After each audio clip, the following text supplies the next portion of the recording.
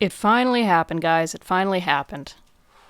I forgot to hit record, so there will be no video for how to draw this. Maybe it's for the best. I don't really like any of them, but let's hope it doesn't happen again.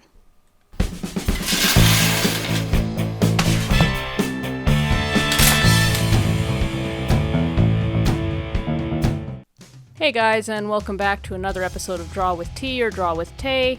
Still deciding on what it is. Today I am drawing more anatomy from Michael Hampton's figure drawing, design, and invention book.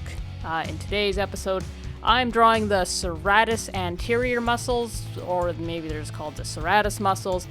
I'm actually not entirely sure on that. Hey, I'm an artist. I draw things. I don't remember the scientific proper names of every muscle. There's a lot of human muscles. Give me a break. So the Serratus muscles are those sort of muscles under the pec. Actually, you can see the little green shape on the left side there in the image of the book. That's the Serratus muscles. They're the shape kind of under the pecs. They're that little jagged shape when you see a really muscly guy. That's what they are. And it's, again, one of those muscles where after I drew it, I was still kind of in the dark about it, which I'd expect. I mean, there's only 3 drawings to draw of them, so, I don't expect a wealth of knowledge after just 3 drawings there, so, But it was, I learned a little bit. Probably if I want to draw these muscles more accurately in the future, I'll have to do studies, or, more detailed studies, but, yeah, I don't know how important they are in the grand scheme of anatomy. I mean, obviously you want to be able to get muscles looking right and appropriate, but I think if you screw up the pectoralis muscles, that's more noticeable than if you say you're a little janky on the serratus muscles. But hey, I know there's probably going to be eventually some anatomy purist out there who will think otherwise, and leave a comment if that's the case, because I like comments on my videos. They don't get too many comments, so feel free to comment. That was a little bit of a tangent. So let's see here. Right, so before I was shooting this episode, this was supposed to be the next episode. This was supposed to be episode 18, but I thought I was recording episode 17, which was the drawings that I showed in the intro, and turns out I didn't hit record on QuickTime. So yeah, I lost that footage. Not too happy about it at all. I wasn't particularly proud of the page to begin with, and when I was drawing it, I was rather frustrated that it was turning out the way it was turning out, and I thought, man, this isn't really going to be good episode material. I had almost even debated about not showing it, but my kind of personal goal with these episodes is just to see if I can record and make an episode of basically every sketchbook page in my 30-second sketchbook, which is what this sketchbook is. Obviously there were a lot, probably 10, maybe more pages that I drew before I started recording, but I mean that still leaves, about 90 pages, and some of that won't all get recorded because I do like to stick digital printouts of digital art I've done, but I assume I'll show you the digital art I produce. I think I've talked about this before, but yeah, I was not happy to lose that footage, even though it wasn't really a great page. In hindsight, looking back, it's not an awful page, but there's a lot of better stuff that I've done. Coming back to the anatomy here, you can see now I'm working on like the second drawing and showing the serratus muscles from the profile side. They're sort of arranged in they sort of fan out, and I hadn't realized they did that until I did this study. So I did learn a bit. Here, as I'm kind of delineating the separation, I remember thinking, or wondering rather, if there was actually a set number of bands, I guess you could call them, strips of muscle, because I really didn't count them. I was just sort of, what felt right. So there could be a set number, maybe not. I'm not too sure. when I was doing this study, it was, again, before I had to go off to work, so, time was of the essence, and I didn't really feel like it was worth my time to stop and count the number of striations or bands or whatever of the muscle. And yeah, now I'm on to the final drawing. There really wasn't much for the serratus muscles, which I kind of take to mean that they don't move a whole lot. I think I don't think, I know they sit under a lot of muscles. So, you got the pectoralis on top of them, you got the obliques under them, and then we're going to be getting to the back muscles, which I believe maybe the trapezius sits over top of them. If not, there's obviously something, that forms the back of the armpit that would sit on top of them. I think maybe the serratus might get attention when you're looking at how to do human armpits. Funny story that in anatomy class back in college, the hardest area to tackle was probably the armpit. Even my teacher, who has been teaching that class since, he made the entire design program that I went through, and he's an anatomy god. There were 2 anatomy teachers, both of them were basically anatomy gods. And for him to point to the human armpit and say, yeah, that's the hardest area to draw, means it's the hardest area to draw in my books.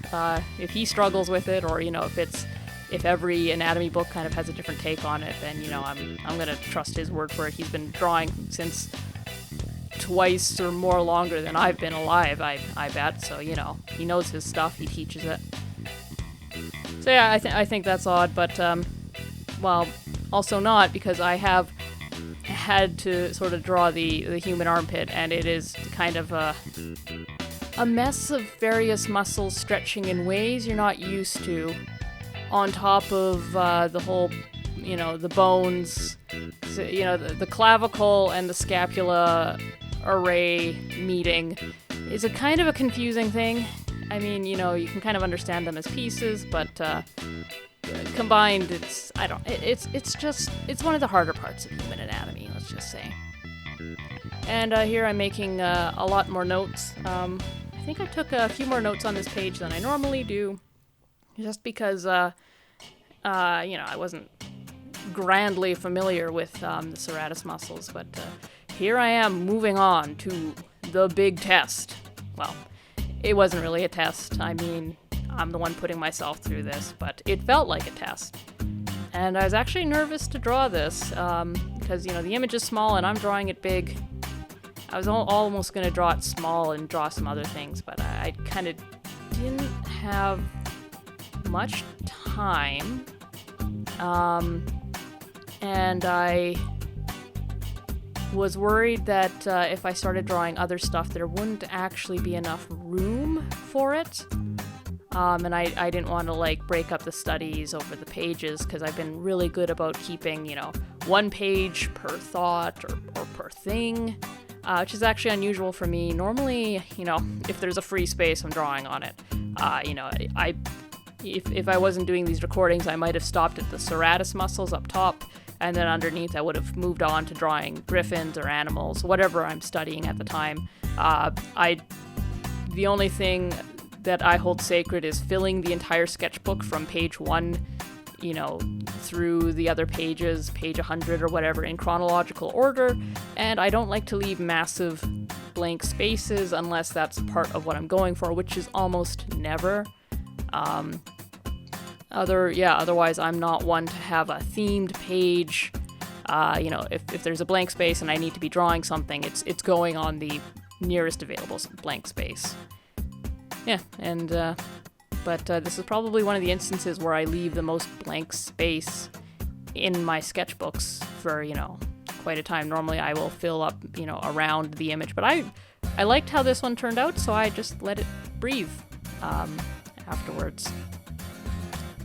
So you might notice when it comes to this, I'm drawing it a little unusually in that the bottom is barely sketched out. Meanwhile, the closer we get to the top, I've already colored in the trapezius and the sternocleidomastoid muscles, and that's a pretty bold move, because if I mess those up, and I actually think I messed up the length of the left trapezius side there. I can't. Not all of these colors are erasable, and even the erasable ones don't erase great. So I don't know why I was feeling so confident. I don't really know why I drew it this way. Normally, I make myself draw it evenly, so like form rough shapes, and then, a little bit more detail, a little bit more proportioning, and then color would be absolute last, but I don't know. Sometimes when I'm drawing other people's stuff, when I'm studying it, sometimes this is how I draw it. I'm not entirely sure why. I chalk it up mostly to just the unfamiliarity of drawing someone else's drawing. I'm trying to think like they are, but you can never fully do it. At least I don't think, not from like an image like this. I don't know where Hampton started and ended. I don't know why the certain colors were chosen. Maybe it was on a whim, maybe there was a reason, video, if you can see somebody draw with a video, that helps a bit more, but you have to really know the artist to like properly mimic them. At best, you're just trying to recreate what they did. You're trying to build the backstage from what you know of the front end of the stage. So I think sometimes for me it's easier if I like finish the top before I get to the bottom. I don't know, sometimes I'm a bit more confident with how things are going to proportion out than other times. And I don't know, art is, messy, and sometimes you just change on a whim. You change whatever your drawing style. You might, do studies differently. You might, I know once I think I tried, because I always start with the head when I'm drawing characters and stuff. I think once I tried starting with the chest. That was an absolute disaster, but, it was like an attempt, right? And that's kind of how you learn. You change it up sometimes. So yeah, this was an interesting thing just to draw, because I hadn't at this point really combined the muscles, and I hadn't really thought about that. I mean, obviously these muscles combine, and I've done this before in variations. My muscle study assignments were my weakest assignments in school, though. I kind of wish I'd studied this book back then. I think if I'd had more time to do that, I think I probably would have done better, because back when I was doing my studies, I think it was a short study, so it wasn't much time to properly study. And when I looked at muscles, I'm like, well, there's just mounds of, undulating flesh. How am I supposed to make sense of any of it? But with the color coding here from Hampton, it really helps understand. It helps me understand some stuff. It's like, oh, this is sort of separate from this, and this affects this, and this is actually how this one is shaped. I don't think I fully realized that the obliques kind of engulf the entire side of the body. I kind of thought they were just sort of lower down. And, yeah.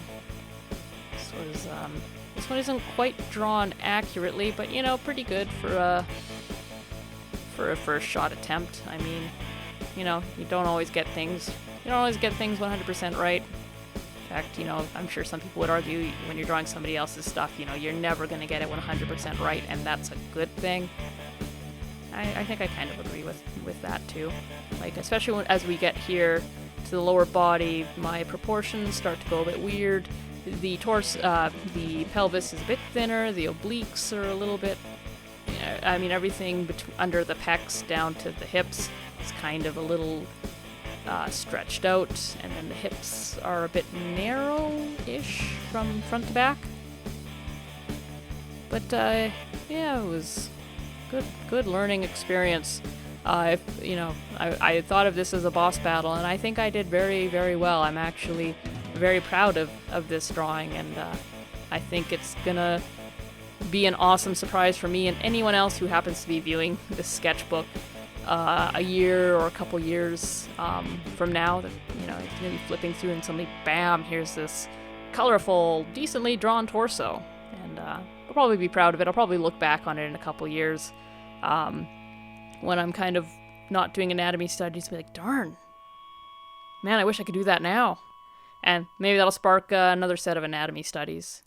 That's just kind of how I do my art, how I do art studies. You know, I'll do my own thing, and then on some whim, for some reason, I'll suddenly start going back and studying something. Sometimes I'll do it in depth, and then sometimes I just do a couple pages and then I move on.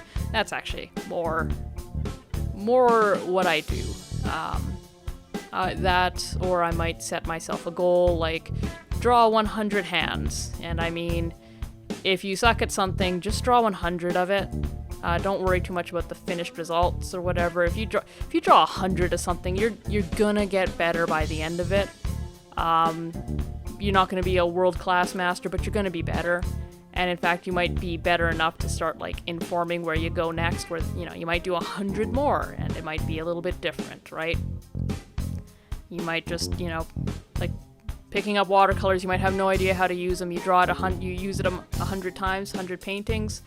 You're gonna have a vague idea of how to use them and how not to use them. So then if you do 100 more, they're gonna look way better, obviously. And yeah, that's basically it. I might be struggling with the shattered pencil. I think here, yeah, that was the moment where I debated about adding more, and then I realized I didn't really have time and it wasn't really gonna work out. So yeah, that's it for today. Hope you guys enjoyed the episode. You know, like, comment, and subscribe. And here we're gonna do the zoom in, and I will see you in the next episode. Sorry, I don't know what those striations are. I think they only show up in this episode.